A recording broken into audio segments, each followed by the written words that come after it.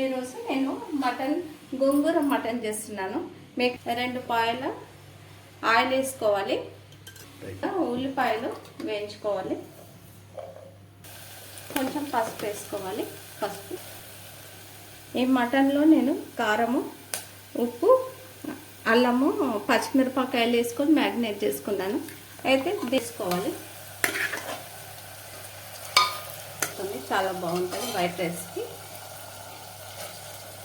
అయితే కొద్దిసేపు ఉడకనిచ్చుకోవాలి మనం.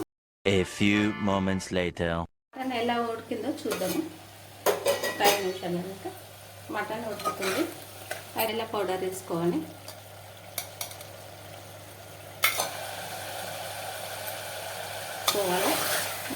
అయితే మనం గోంగూర ఉడకబెట్టుకోవాలి. దీంట్లో పచ్చిమిరపకాయలు వేసి గోంగూర బాగా మెత్తగా ఉడకబెట్టుకోవాలి. ఉడకబెట్టినాక గోంగూరని దీంతో బాగా స్మాష్ చేసుకోవాలి. విజిల్ అయిపోయింది, చూద్దాము లోపల మటన్.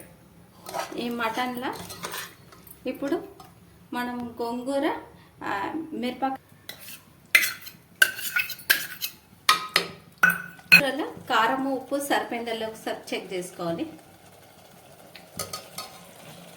కొంచెం కారం వేసుకోవాలి, ఉప్పు కూడా తగినంత ఉప్పు వేసుకోవాలి.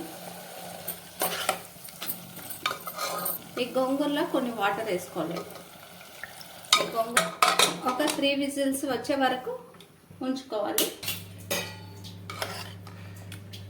ఉప్పు తక్కువ ఉంటే వేసుకొని మళ్ళీ 1 నిమిషం ఉడకబెట్టుకోండి.